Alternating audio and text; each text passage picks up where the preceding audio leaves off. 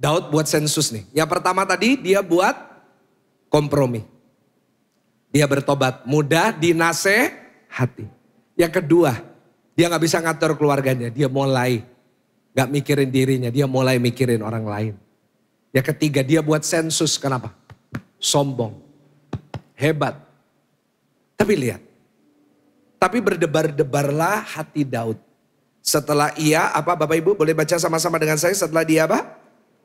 Menghitung rakyat. Lalu berkatalah Daud kepada Tuhan, aku telah sangat berdosa karena melakukan hal ini. Maka sekarang Tuhan, jauhkanlah aku dari kesalahan hambamu sebab perbuatanku ini sangat bodoh. Dia mudah dinasehat. Setelah Daud bangun dari pagi hari, datang firman Tuhan kepada Nabi Gad. Melihat Daud demikian. Pergilah katakanlah kepada Daud, beginilah firman Tuhan. 3 perkara ku hadapkan kepadamu. Pilih salah satu, maka aku akan melakukan kepadamu. Jadi disuruh milih hukumannya. Ayat 13, kemudian datanglah Gad kepada Daud, memberitahukan dengan berkata kepadanya. Akankah datang menimpa engkau 3 tahun kelaparan? Atau maukah engkau melarikan diri 3 bulan lamanya dari lawanmu? Sedang mereka mengejar engkau? Atau akan 3 hari penyakit sampar di negerimu? Maka sekarang pikirkanlah dan timbanglah. Jawablah apa yang harus kusampaikan kepada yang mengutus aku. Jadi dia udah salah. Disuruh milih hukumannya. Hukumannya yang pertama, 3 tahun kelaparan, 3 bulan kamu melarikan diri lagi, atau 3 hari penyakit sampar.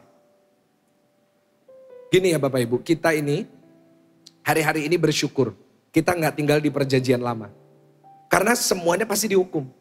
Kita bersyukur hari ini kita punya kesalahan, tetap ada pengampunan kasih karunia Tuhan buat kita sehingga nggak ada kutuk lagi di dalam hidup kita. Boleh katakan amin. Kasih tepuk tangan dulu kalau saudara bersyukur kepada Tuhan.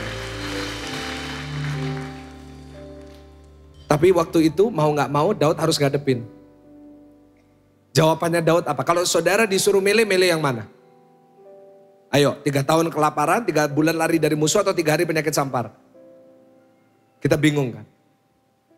Jawabannya Daud itu nunjukin kualitasnya yang luar biasa. Kita bangkit berdiri sambil baca. Keren banget. Jawabannya keren banget. Di ayat 14. Coba ayo Bapak Ibu Saudara. 2 Samuel 24 ayat yang ke-14. Baca dengan suara keras 1, 2, 3. Lalu apa saudara?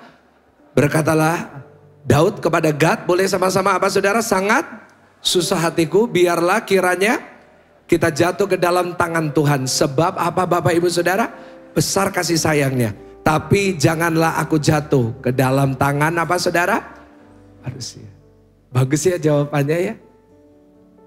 Sebelumnya dia ngitung berapa banyak orang bersama dengan dia. Kenapa? Dia ngitung supaya dia bisa tahu berapa banyak manusia yang bisa dia andalkan. Ini nih 1 juta orang nih. Hebat kan aku? Lihat kekayaanku. Lihat net worth-ku. Lihat kesuksesanku. Tapi akhirnya Daud berubah. Daud bilang, biar hari ini aku berada di dalam tangan Tuhan. Waduh. Dia gak lagi bergantung sama tangan manusia. Tapi dia berkata, kiranya kita jatuh ke dalam tangan Tuhan. Yang pertama Bapak Ibu, jadi pribadi yang mau apa? Dinasehati. Yang kedua, jadilah pribadi yang mau memikirkan orang lain. Yang ketiga, catat, jadilah pribadi yang mau bergantung kepada Tuhan. Kasih tahu kanan kiri, bergantung kepada Tuhan. 3 hal ini lakukan. Maka engkau akan lihat kau dijauhkan dari kehancuran. Tapi ada pemulihan terjadi dalam hidup saudara. Bapak Ibu, dari Daud kita belajar. Seorang bisa sukses. Banyak faktor. Tapi seorang juga bisa jatuh. Karena kesuksesan. Kadang-kadang kesuksesan, keberhasilan bisa ngubah seseorang ya. Dulu orangnya yang rendah hati bisa sekarang jadi sombong. Dulu yang gak bisa apa-apa, dulunya baik sama orang, sekarang memperlakukan orang dengan gak baik. Seorang kadang-kadang dulunya hidup benar, sekarang bisa kompromi karena dia punya banyak uang. Dulunya orangnya gak sombong. Tapi sekarang jadi sombong, kenapa? Dia merasa dia punya banyak, dia bisa lakukan apapun yang dia mau. Dulunya mikirin orang lain, sekarang mikirin diri sendiri. Kenapa? Dia punya banyak hal yang dia mau pertahankan.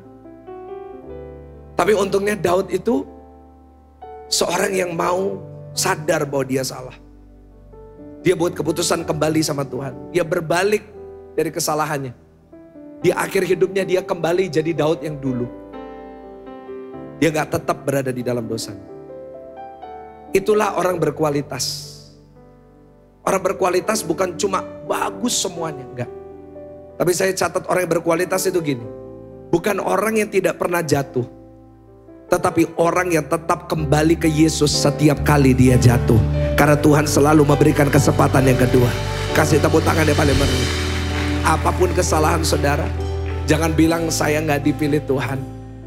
Tuhan buang aku, Tuhan benci aku. No.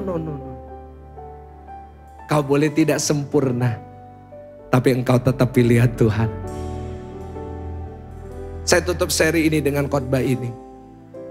Karena saya gak mau saudara berpikir saudara harus sempurna baru dipilih Tuhan. Justru karena kita gak sempurna, maka kita dipilih Tuhan. Hari ini dibalik ketidaksempurnaanmu, dibalik kelemahanmu, kembali kita bisa mengerti apa yang dikatakan Paulus. Justru dalam kelemahanku, kuasa Tuhan menjadi apa saudara? Kasih tepuk tangan buat Tuhan Yesus yang luar biasa. Tundukkan kepala saudara, kami bersyukur untuk firman hari ini yang menegur kami. Di dalam keterbatasan hambamu, di tengah suara hambamu yang gak maksimal, di tengah kelemahan dari hambamu yang sedang sakit ini, Tuhan sudah menyampaikan isi hatimu. Doa dari hambamu Tuhan. Dengan segala keterbatasan dari hari ini yang hambamu miliki, Tuhan tetap berbicara kepada setiap jemaat Tuhan. Kami mau belajar, kami mau ditegur, kami mau dinasehati, kami mau berubah. Hari ini kami sadar orang pilihan Tuhan bukan orang yang tidak pernah jatuh. Kami sadar orang pilihan Tuhan bukan orang yang sempurna.